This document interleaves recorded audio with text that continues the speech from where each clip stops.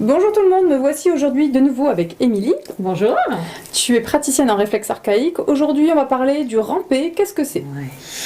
Alors, le rampé, normalement, tout le monde voit à peu près, sauf que dans le détail, on s'aperçoit que peu de gens savent ce que c'est exactement un rampé. Le rampé, donc, c'est ce que fait le petit bébé. Souvent, les parents, ils me disent « Ah, c'est le commando ». Ouais. Alors déjà, la première chose, c'est que le commando, souvent, les gens, ils me font ce geste-là. Des avant-bras. Sur les coudes. Ouais. Alors, c'est pas très très grave chez un bébé. On a tout le temps de développer le bras, mais déjà, il faut savoir que normalement, le rampé, c'est bras tendu jusqu'au bout des doigts. Et du coup, je dis toujours, le rampé, ça va du bout des ongles des doigts jusqu'au bout des ongles des orteils. D'accord, tout quoi. Oui. Toute la longueur. Parce qu'après, on va avoir aussi plein de variantes de rampé. Une jambe, les pieds en l'air, les deux jambes qui se traînent, les deux bras qui tirent en même temps. Non, un rampé, ça doit être exactement d'une main droite, par exemple, jusqu'au pied gauche opposé.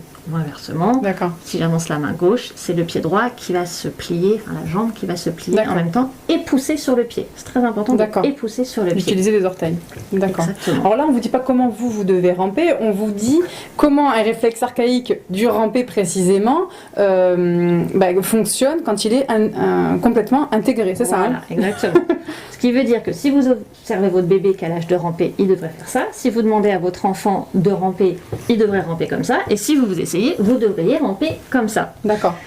Si c'est pas le cas, c'est qu'il y a eu des trucs de ratés. Ouais. Et on va parler du coup des conséquences que ça peut poser. Alors, encore une fois, tout le monde n'aura pas forcément tout le panel de conséquences, n'aura pas à des grands degrés, des fois ce sera des petits degrés, de ma foi, c'est pas grave, mais ça peut expliquer des fois, une chose. Mais c'est ça. Exactement, ça peut nous aider à faire des liens, c'est pour ça qu'on en parle aujourd'hui. Oui, donc ce rampé, eh bien, il va surtout structurer notre latéralité, parce que dans son développement, votre petit chou, ça sera la première fois qu'il va utiliser un membre en haut, d'un côté, mettons la droite, avec un membre en bas et donc la gauche. Ce qui veut dire qu'il va structurer dans son cerveau le fait d'utiliser en même temps le haut, le bas, la droite, la gauche.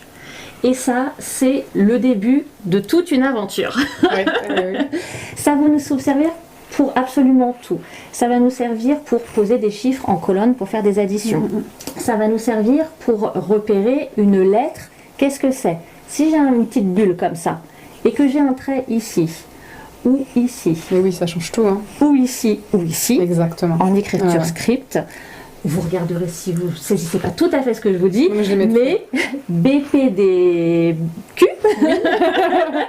tout ça, ça tourne un petit peu. C'est ce qu'on dit chez les dyslexiques, c'est qu'ils ne les voient pas, ils se mélangent. Exactement. Donc ça pourrait être en lien avec un réflexe archaïque. Ça peut être très en lien avec le réflexe archaïque, pas que le rampé, mais le rampé est assez fondamental dans ce développement-là. Oui, et puis bon, chez la dyslexie, il y a aussi un problème de vue, de perception. Alors, la dyslexie, contrairement à ce qu'on croit, c'est souvent les oreilles plutôt. Ok, ah oui, le repérage le système auditif. Okay. On n'arrive pas à associer le son qu'on entend. D'accord. On découvre des choses, c'est intéressant. Oui, mais en tout cas, plein de dysfonctionnements de repères spatiaux, temporels, éventuellement auditifs, latéralité, etc. Et puis, ça va aussi brancher nos oreilles, nos yeux. Il n'y a pas que le rampé qui va brancher nos oreilles et nos yeux, mais encore une fois, c'est assez fondamental durant cette période. Pour bien fonctionner, on a besoin que nos deux yeux fonctionnent ensemble. C'est ce qui va faire que l'être humain voit d'une certaine façon, un petit peu en 3D, qui peut regarder de près et de loin, qui peut, ensuite qui va brancher les deux oreilles. Certains enfants, quand la maîtresse est d'un côté, ils ne vont pas entendre si leur oreille petit n'a pas été branchée. C'est-à-dire qu'ils perçoivent qu'il se passe quelque chose en classe, mais ça n'imprime pas dans leur cerveau. La maîtresse change de sens, et là, d'un seul coup, magique, ils arrivent à percevoir et à écouter.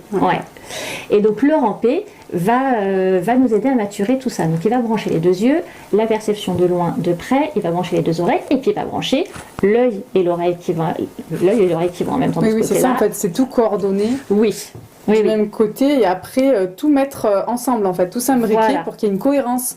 J'intègre que l'information elle est là-bas à droite, le son, l'œil, le corps, tout se met en C'est exactement ça, c'est d'absorber toutes les informations qui vont nous venir par tous les sens, de les faire traiter par le cerveau correctement pour en extraire ce qu'il faut, le comprendre et puis agir éventuellement s'il y a besoin d'une être action adapté derrière. dans l'action. Oui, d'accord. Et le rampé, pas que, encore une fois, mais le rampé joue une très très grande importance là-dedans.